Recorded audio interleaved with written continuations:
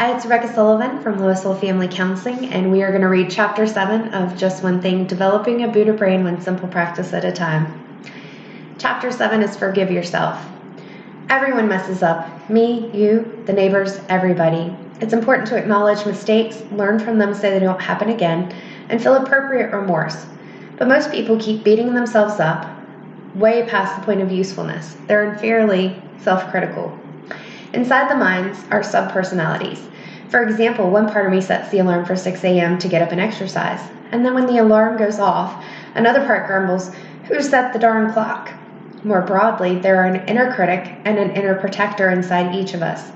For most people, the inner critic is continually yammering away, looking for something, anything to find fault with. It magnifies small failings into big ones, punishes you over and over for things long past, ignores the larger context, and doesn't give you credit for efforts you make to make amends.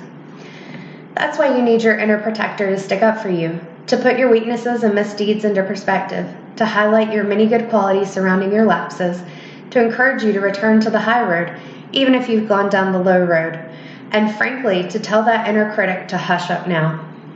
Start by picking something relatively small that you're still being hard on yourself about, and try the methods below. Then work up to more significant issues. Start by getting in touch with the feeling of being cared about by someone in your life today or from your past. Get a sense that this person's caring for you, and perhaps other aspects of him or her have been taken into your own mind as parts of your inner protector. Do this with other beings who care about you and open to a growing sense of your inner protector. Staying with the feeling of being cared about, bring to mind some of your many good qualities. You could ask the protector what it knows about you.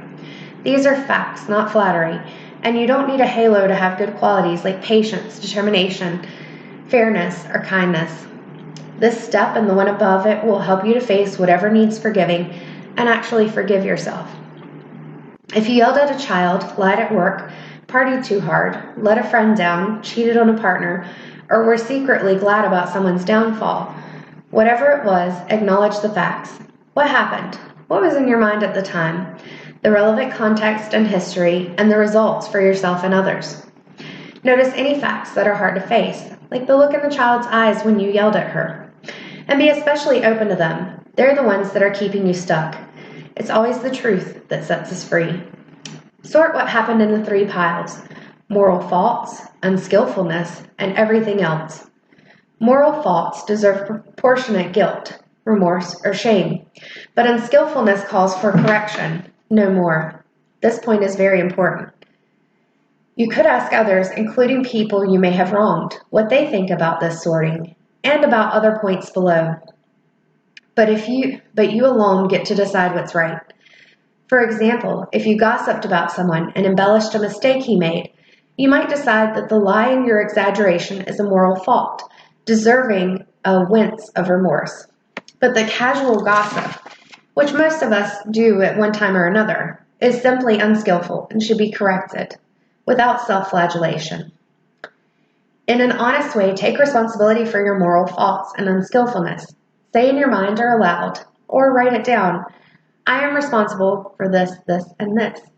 Let yourself feel it. Then add to yourself, "But I am not responsible for this, and this." For example, you are not responsible for the misinterpretations or overreactions of others. Let the relief of what you are not responsible for sink in. Acknowledge what you have already done to learn from the experience and to repair things and make amends. Let this sink in. Appreciate yourself. Next, decide what, if anything, remains to be done inside your own heart or out there in the world, and then do it. Let it sink in that you're doing it and appreciate yourself for this. Now check in with your inner protector. Is there anything else you should face or do? Listen to the still, quiet voice of conscience, so different from the pounding scorn of the critic. If you truly know that something remains, then take care of it. But otherwise, know in your heart that what you needed learning has been learned, and that what needed doing has been done. And actively forgive yourself. Say in your mind, out loud, in writing, or perhaps to others, statements like, "I forgive myself for this, and this. I have taken responsibility and done what I could to make things better." You could also ask the inner protector to forgive you or others in the world, such as the person who you wronged. You may need to go through one or more of these steps above again and again to truly forgive yourself, and that's all right. Allow the experience of being forgiven, in this case by yourself, to take some time to sink in.